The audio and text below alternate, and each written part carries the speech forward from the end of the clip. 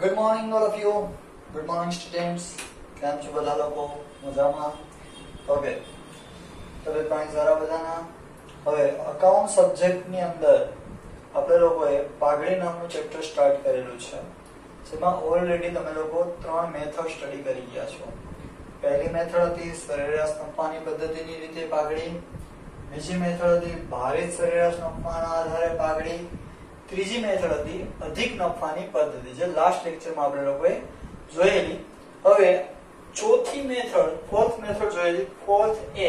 ચોથી મેથડમાં બે પાર્ટ આવે છે જરાક, જેમાં પહેલો પાર્ટ આવે છે મૂડીકૃત નફાની પદ્ધતિ. નફાની મૂડીકૃત નફાની, કેવા નફાની? મૂડીકૃત નફાની. હવે અત્યાર સુધી તમે સરેરાશ નફો જોયો, ભારિત સરેરાશ નફો જોયો, ત્યારબાદ અધિક નફો જોયો. હવે કયો નફો આવે છે? મૂડીકૃત નફો. તો જોઈએ આ મેથડ શું કહે છે, સમજજો સરખું. આ રીતમાં સરેરાશ નફો શોધીને, તો સરેરાશ નફો તો ગોતવાનો જ છે, પણ જરાક મગજમાં રાખજો, સરેરાશ નફામાં સરેરાશ બે પ્રકારની છે. સાદી સરેરાશ, પેલી જે સરેરાશ નફાની જોઈ ને સાદી સરેરાશ કહેવાય, અને બીજી જે સરેરાશ જોઈ તે ભારિત સરેરાશ કહેવાય. એનો મતલબ તમે આમ તો ગયા અધિક નફામાં જોયેલું હશે કે અમુક ટેબલની અંદર તમારે સરેરાશ નફો પણ કેવો ગોતવો પડ્યો હશે? ભારિત સરેરાશ, કેમ કે દર વર્ષે નફો કાં વધતો હોય અને કાં ઘટતો હોય. તો સરેરાશ નફો શોધીને સરેરાશ નફો ગોતવાનો, તેને અપેક્ષિત વળતરના દરના ધોરણે તેની મૂડીકૃત કિંમત નક્કી કરવામાં આવે છે. એનો મતલબ કે સરેરાશ નફાને તમારે કોની સાથે સરખાવવાનું? તો કે અપેક્ષિત વળતરના દર સાથે. કોની સાથે સરખાવવાનો? અપેક્ષિત વળતરના દર સાથે. જેમ કે તમારી વીકલી ટેસ્ટ હોય, 50 માર્કની હોય, તે 50 માર્કમાંથી તમારે માર્ક આવે છે 40. ઓકે, તો 40 માર્કની સરખામણી તમે કોની સાથે કરો છો? 50 સાથે. સમજાય છે? ઓકે, તો એવી જ રીતના તમારે અહીંયા સરેરાશ નફાને કોની સાથે સરખાવવાનો છે? તો કે અપેક્ષિત વળતરના દર સાથે. અને જે કિંમત મળે, સમજો સરખું, જે કિંમત મળે તેને કહેવાય મૂડીકૃત કિંમત, એટલે કે મૂડીકૃત નફો. મૂડીકૃત કિંમત નક્કી કરવામાં આવે છે, અને આ રીતે જે નફો મળે તેને મૂડીકૃત નફો કહેવામાં આવે છે. જેમ કે તમારે ટોટલ 7 વિષયો હોય, 100 માર્કના 7 પેપર હોય, તો ટોટલ 700 માર્ક થાય. કેટલા માર્ક થાય? 700. હવે સપોઝ કે માની લ્યો કે તમે લોકોએ 700 માંથી 650 ગુણ મેળવેલા છે. કેટલા ગુણ મેળવેલા છે? 650. તો 650 ની સરખામણી તમે કુલ ગુણ સાથે કરી? તો કે હા. ત્યારબાદ એને ગુણ્યા 100 કરો, એટલે અહીંયા તમને આન્સરમાં જે વસ્તુ મળે એને તમે શું કહો છો? તો કે ટકાવારી. હા કે ના? yes or no? તો જો આનો મતલબ શું? કુલ ગુણ ના મેળવેલ ગુણ. તો કે મેળવેલ ગુણને કુલ ગુણ સાથે સરખાવતા જે વસ્તુ મળે એને શું કહો તમે લોકો? ટકાવારી. એવી જ રીતે અહીંયા સરેરાશ નફાને અપેક્ષિત વળતરના દર સાથે સરખામણી કરતા જે કિંમત મળે તેને શું કહેવાય? તો કે મૂડીકૃત નફો કહેવાય. શું કહેવાશે તેને? મૂડીકૃત નફો. સમજાણું બધા લોકોને? સરેરાશ નફાને કોની સાથે સરખાવવાનો? અપેક્ષિત વળતરના દર સાથે. તો જે કિંમત મળે તેને શું કહેવાય? મૂડીકૃત નફો. જો અહીંયા મૂડીકૃત નફો એટલે અપેક્ષિત વળતરના દરના આધારે સરેરાશ નફાની કેવી કિંમત? મૂડીકૃત કિંમત. ચલો, મૂડીકૃત નફાનું સૂત્ર છે સરેરાશ નફો છેદમાં અપેક્ષિત વળતરનો દર ગુણ્યા 100. શું સૂત્ર છે? મૂડીકૃત નફો એટલે સરેરાશ નફો છેદમાં અપેક્ષિત વળતરનો દર ગુણ્યા 100. સરેરાશ નફાને કોની સાથે સરખાવ્યો? તો કે અપેક્ષિત વળતરના દર સાથે સરખાવ્યો, ગુણ્યા 100. ઓકે, હવે આ મેથડથી પાઘડી ગણવા માટે પણ તમારે એક ટેબલ બનાવવું પડશે. ઓકે, પાઘડીની ગણતરીનું કોષ્ટક જેમ અધિક નફામાં હતું એ જ રીતના અહીંયા પણ છે. સૌથી પહેલા તમે લોકો શું પૂછશો? રોકાયેલી મૂડી. રોકાયેલી મૂડી એટલે શું? તો કે ધંધાની કુલ મિલકતો માઈનસ કુલ દેવા. કુલ મિલકતમાંથી કુલ દેવા વયા જાય, જેટલું આપણી પાસે છે એમાંથી ગામને દેવાનું એ દઈ દઈએ, જે વધે એ આપણી શું કહેવાય? મૂડી. ત્યારબાદ અપેક્ષિત વળતરનો દર, કે ભાઈ આપણને એક એક્સપેક્ટેશન હોય કે આટલા રૂપિયા ધંધામાં છે એના આટલા ટકા તો આપણને મળશે જ. ઓકે, તેને કહેવાય અપેક્ષિત વળતરનો દર. ત્યારબાદ તમારે અહીંયા ત્રીજા સ્ટેપમાં સરેરાશ નફો ગોતવાનો છે. તો સરેરાશ નફો બે રીતે હોઈ શકે, એક સાદી સરેરાશ અને એક ભારિત સરેરાશ. ત્યારબાદ મૂડીકૃત નફો ગોતવાનો છે. હમણાં જ અહીંયા સૂત્ર જોયું કે ભાઈ સરેરાશ નફો છેદમાં અપેક્ષિત વળતરનો દર ગુણ્યા 100. આમ જોઈએ તો તમારે પહેલા ત્રણ સ્ટેપ તો આમાં પણ હતા જ. ઓકે, તો આ સૂત્ર તો સાવ ઈઝી થઈ ગયું. સરેરાશ નફો ત્રીજું સ્ટેપ ભાગ્યા બીજું સ્ટેપ ગુણ્યા 100. ઓકે, ત્યારબાદ 5 સ્ટેપ, એક સ્ટેપ ઓછું થઈ ગયું. આ 6 સ્ટેપ રમવાના હતા, 5 સ્ટેપ જ રમવાના છે. પાઘડી બરાબર તો કે મૂડીકૃત નફો માઈનસ રોકાયેલી મૂડી. અહીંયા ગુણ્યા ખરીદીના વર્ષો એવું છે નહીં, કેમ કે મૂડીકૃત નફો છે, મૂડીને આધારે વસ્તુ છે. તો કોની બેની સરખામણી કરવી પડે? મૂડીકૃત નફાની અને રોકાયેલી મૂડીની. સમજાય છે? જો મૂડીકૃત નફો રોકાયેલી મૂડી કરતા વધારે હોય તો ધંધામાં પાઘડી છે. એટલે કે ધંધામાં જે મૂડી છે રોકાયેલી એના કરતા નફો વધારે તો ધંધાની વેલ્યુ સારી કહેવાય, ઇમેજ સારી કહેવાય. ઓકે, જો ઓછી હોય, સમજજો, જો ઓછી હોય, કોણ ઓછી હોય? તો કે મૂડીકૃત નફો ઓછો હોય કોના કરતા? રોકાયેલી મૂડી કરતા. અથવા તો એક જ સરખો હોય, બંને સેમ થઈ જાય. અહીંયા રોકાયેલી મૂડી સરખી અને અહીંયા મૂડીકૃત નફો પણ સરખો, તો પાઘડી ધંધામાં છે તેવું કહેવાય નહીં. તો પાઘડી છે તેવું ક્યારે કહેવાશે? તો કે મૂડીકૃત નફો વધારે હોય કોના કરતા? રોકાયેલી મૂડી કરતા, તો જ પાઘડી છે તેવું કહેવાય. ઓકે, સરખું જોઈ લેજો બધા લોકો. ટેબલ બધા લોકોએ 20 વાર હોમવર્કમાં લખવાનું રહેશે. ઓકે, અને આ વ્યાખ્યા, આ જે થિયરી છે એ 5 વાર લખવાની રહેશે. 5 વખત થિયરી ને 20 વખત ટેબલ. ઓકે, સરખું ભાઈ સમજજો. સરેરાશ નફાની સરખામણી કોની સાથે? તો કે અપેક્ષિત વળતરના દર સાથે ગુણ્યા 100 એટલે શું મળે? મૂડીકૃત નફો. અને રોકાયેલી મૂડી માઈનસ મૂડીકૃત નફો માઈનસ રોકાયેલી મૂડી એટલે તમને શું મળશે? તો કે પાઘડી મળશે. ઓકે, હવે આપણે દાખલા તરફ આગળ વધીએ. તો સરસ મજાની એક રકમ આપેલી છે તમને લોકોને. દાખલો ઈઝી છે ભાઈ. જે કઈ રકમ આપેલી હોય સીધી ટેબલમાં કિંમત જ મૂકવાની રહેશે તમારે. સરેરાશ નફાને મૂડીકૃત કરવાની પદ્ધતિના આધારે સરેરાશ નફાને મૂડીકૃત કરવાની પદ્ધતિના આધારે પાઘડીની ગણતરી કરો. જો સમજો, આ સરેરાશ નફાને તમે અપેક્ષિત વળતરના દર સાથે સરખાવ્યો તો કયો નફો મળ્યો? મૂડીકૃત નફો. તો એને શું કહેવાય? સરેરાશ નફાને મૂડીકૃત કર્યો કહેવાય. શું કર્યો કહેવાય? મૂડીકૃત કર્યો કહેવાય. ઓકે, હવે મિલકતો આપેલી છે 7 લાખ, દેવા આપેલા છે 2 લાખ. મિલકતો બરાબર 7 લાખ. ત્યારબાદ દેવા આપેલા છે 2 લાખ. ત્યારબાદ અપેક્ષિત વળતરનો દર અવધ નહીં, રામ જન્મભૂમિ નહીં ભાઈ. ઓકે, અવધ. ત્યારબાદ છેલ્લા 5 વર્ષનો નફો, છેલ્લા 5 વર્ષનો નફો. સરેરાશ નફો ગોતવો પડશે ને આપણે, એટલા માટે આપેલો હશે. 50,000, 60,000, 55,000, 50,000, 60,000,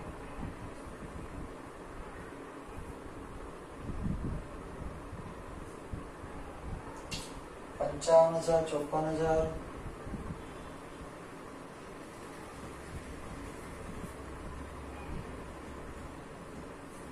અને લાસ્ટ છે 62,000. ચલો 5 વર્ષનો નફો પણ આપી દીધેલો છે. જો હવે તમારે આમ જોઈએ તો કોષ્ટકમાં કુલ મિલકત કુલ દેવાની જરૂરિયાત છે આપી દીધી, અપેક્ષિત વળતરનો દર આપી દીધો, સરેરાશ નફો ગોતવા માટે 5 વર્ષનો નફો આપ્યો, એની તમારે સરેરાશ કરવાની. કઈ મેથડ થી? તો કે 50 60 ઘટી ગયો એનો મતલબ વધતો નથી, પછી 54 ઘટ્યો, 62 વધ્યો, કઈ નક્કી થતું નથી, તો સાદી સરેરાશ થી તમારે સરેરાશ કાઢવાની રહેશે. ઓકે, તો પાઘડીની ગણતરી માટેનું ટેબલ તૈયાર કરીએ આપણે લોકો. તો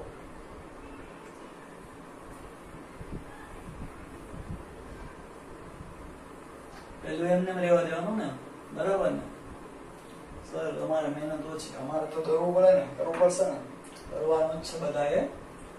અને બધા લોકોએ ભાઈ, ઘણા લોકોએ એવો ક્વેશ્ચન કર્યો તો સર અમે હોમવર્કમાં ટેબલ દોરીએ નહીં અને ડાયરેક્ટ સૂત્ર જ 10 વાર લખી નાખીએ, તો ના, તમારે આખું ટેબલ જ હોમવર્કમાં 20 વખત લખવાનું રહેશે. આખું ટેબલ દોરી લેવાનું, એકવાર થયું ત્યારબાદ બીજું 19 વાર, કોઈ એક સ્ટેપ લખતા નહીં 20 વાર, બરાબર? કે ના જેવી મજાક કહેવાય તો કે સર ઘડીઓ આપ્યો છે 2 × 2 2 × 2 એવું 10 વાર લખીએ, પછી 2 2 4 એવું લખશું, બરાબર? એવું નહીં કરવાનું. આ થોડી બોડી બિલ્ડની જડી વાળી બનાવી દે, રકમ લખવાની હશે ને એટલા માટે.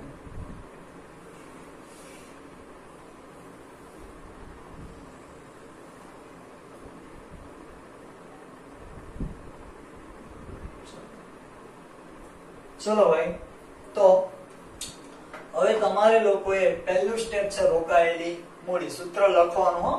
રોકાયેલી મૂડીમાં કુલ મિલકત તમને આપેલી છે 7 લાખ રૂપિયા. 7 લાખ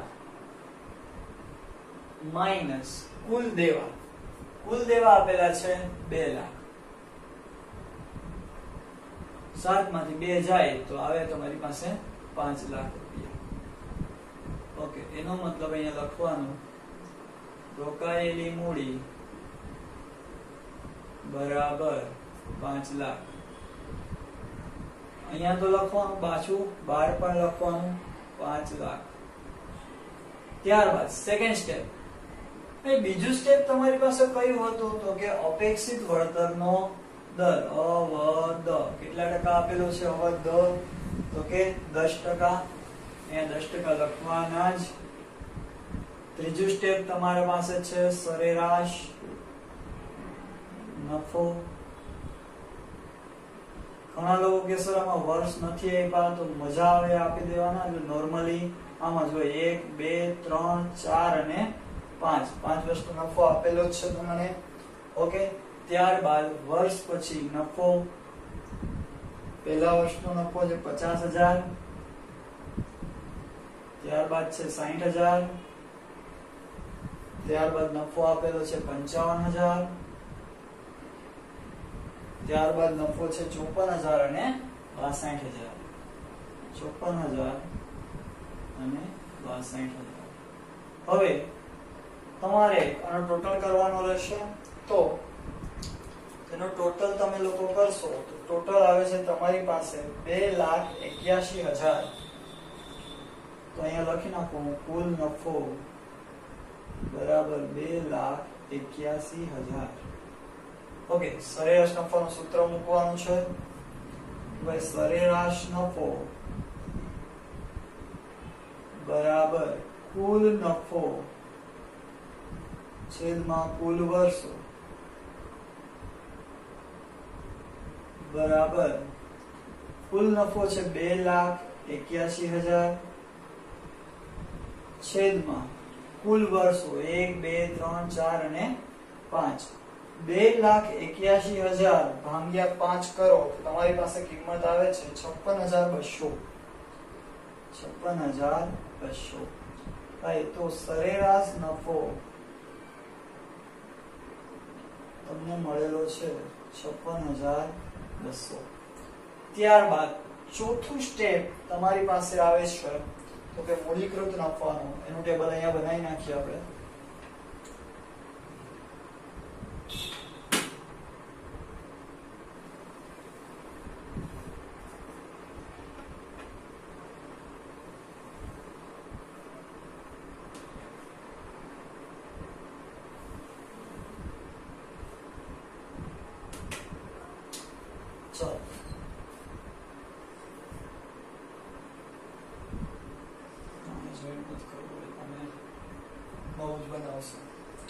ઓકે, ત્યારબાદ ચોથું સ્ટેપ છે તમારી પાસે મૂડીકૃત નફો.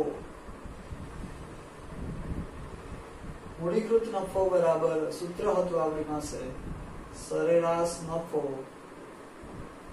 છેદમાં અપેક્ષિત વળતરનો દર ગુણ્યા 100. ઓકે, હવે સરેરાશ નફો તમારી પાસે કેટલો આવ્યો તો કે 56,200. 56,200 છેદમાં અપેક્ષિત વળતરનો દર કેટલો હતો 10 ભાગ્યા 10 ગુણ્યા 100. તો ભાગ્યા 10 એટલે 56,20 થશે એટલે ગુણ્યા 100 એટલે ખરેખર થશે 5,62,000. ઓકે, તો મૂડીકૃત નફો કેટલો મળ્યો તમને લોકોને 56,000. બસ સરેરાશ નફો બહાર લખવાનો 56,200. અહીંયા મૂડીકૃત નફો લખશું આપણે લોકો બહાર 5,62,000. ત્યારબાદ લાસ્ટ સ્ટેપ છે આપણી પાસે કયું તો કે બાગડી નહીં હોય શું તો કે બાગડીનું સૂત્ર શું છે ભાઈ તો કે મૂડીકૃત નફો માઈનસ રોકાયેલી મૂડી. મૂડીકૃત નફો માઈનસ રોકાયેલી મૂડી. ચલો, મૂડીકૃત નફો કેટલો આવ્યો તો કે 5,62,000 માઈનસ રોકાયેલી મૂડી કેટલી આવેલી છે તો કે 5 લાખ. જવાબ આવે છે 62,000. ભાઈ પાઘડી કેટલી આવી તમારી પાસે તો કે 62,000. દાખલો કમ્પ્લીટ. સમજાયું બધા લોકોને? ઓકે, સાવ ઈઝી છે, કઈ જ નવું નથી. રોકાયેલી મૂડી અપેક્ષિત વળતરનો દર આપેલો હોય, સરેરાશ નફો આપણે વર્ષોથી ગણતા આવીએ છીએ. ઓકે, ત્યારબાદ મૂડીકૃત નફો સરેરાશ નફો આવે એને ભાગ્યા અપેક્ષિત વળતરનો દર ગુણ્યા 100 એટલે મૂડીકૃત નફો. એ મૂડીકૃત નફો આવે મારી પહેલું સ્ટેપ શું કરી દેવાનું 12. જે કિંમત મળે એને આપણે શું કહેશું તો કે પાઘડી કહેશું. ક્લિયર થાય છે બધા લોકોને? ઓકે, આપણે આ જ મેથડનો બીજો એક દાખલો કરાવો છું એટલે તમને લોકોને મેથડ ક્લિયર થાય. ભારિત સરેરાશ માટે જોઈએ તો સૂચના આપેલી છે કે ભારિત સરેરાશ નફાને મૂડીકૃત કરવાની પદ્ધતિએ ભારિત સરેરાશ નફાને મૂડીકૃત કરવાની પદ્ધતિથી પાઘડીની ગણતરી કરો. ચલો, હવે રકમ આપેલી છે મિલકતો 10 લાખ. મિલકતો 10 લાખ આપેલી છે. ત્યારબાદ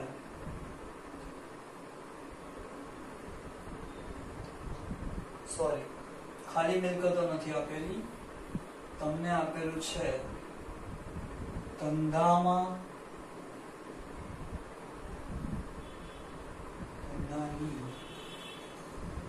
ચોખ્ખી મિલકતો બરાબર 10 લાખ. ભાઈ ચોખ્ખી મિલકતો એટલે તો કે કુલ મિલકત માંથી દેવા બાદ સીધું આપેલું છે રોકાયેલી મૂડી. ઓકે, ત્યારબાદ અપેક્ષિત વળતરનો દર અવદ આપેલો છે 10%. કોઈ એવું ન વિચારતા કે 10% જ આપ્યો હશે દર વખતે. અને નફો આપેલો છે 1, 1, 15, 1, 25 ને 1, 30. 4 વર્ષનો નફો 1 લાખ,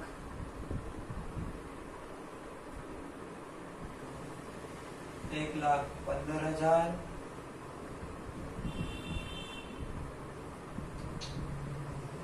1,25 ને 1,30, 1,25,000 અને 1,30,000. ચલો આ રકમ છે. તો હવે આમ ટેબલ થોડું મોટું થશે કેમ કે ભારિત સરેરાશ પણ તમારે અંદર જ બનાવવાની હશે, તો અહીંયાથી ટેબલ દોરવાનું સ્ટાર્ટ કરી દઈએ એટલે પ્રોબ્લેમ ના થાય. સોરી.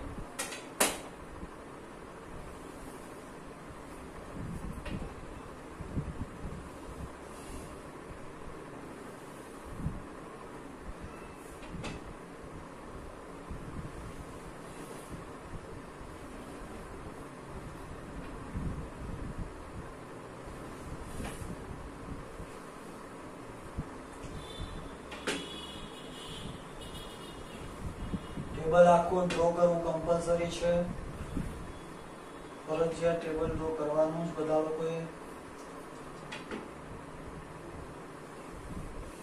ટેબલ ડ્રો કર્યા વગર એમને સ્ટેપ કરી નાખશો તો ચાલશે નહીં, કેમ કે દાંડિયામાં તમે દાંડિયા રમો નવરાત્રી ટાઈમે, રાઉન્ડ ની બદલે એકલા એકલા સ્ટેપ કરતા હો તો સારા ના લાગે. એ જ રીતના આમાં બી ટેબલમાં સ્ટેપ બનાવવાના. બરાબર ને?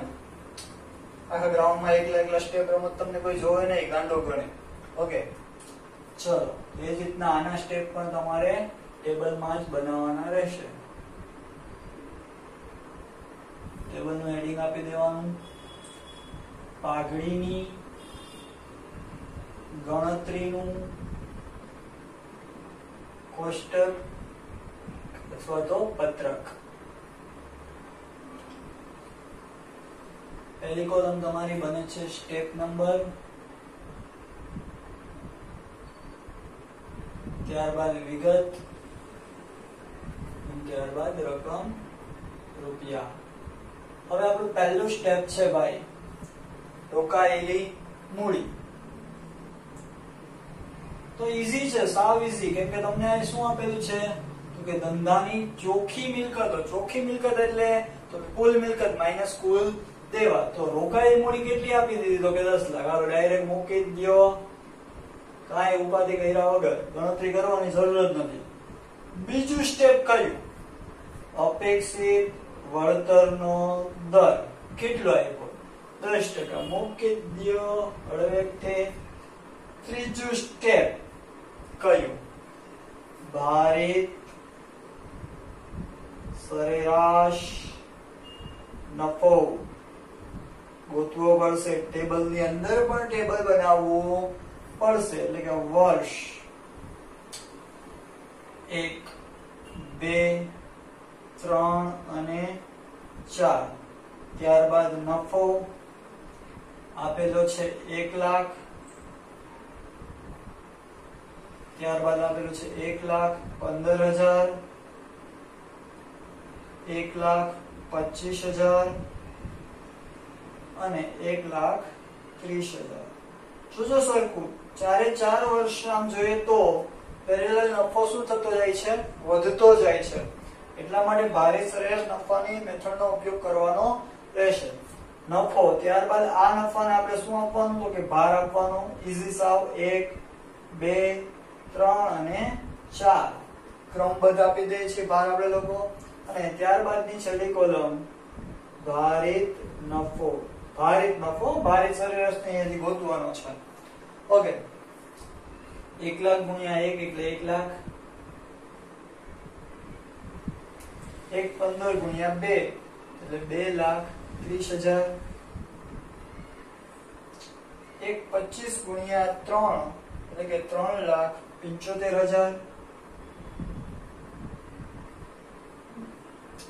1,30,000 એટલે કે 1,30,000 ગુણ્યા 4 એટલે જવાબ આવે 5,20,000. 13 ચોકુને 52. ચલો આનું પણ ટેબલ બનાવવાનું રહેશે.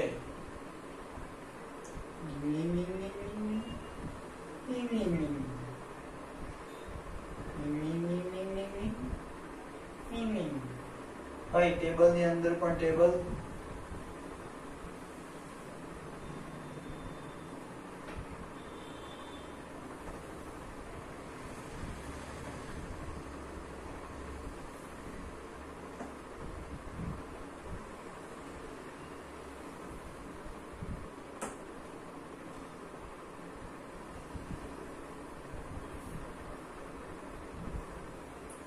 પોલિયો થઈ ગયો એટલો લાંબો કરવાનો રહી ગયો.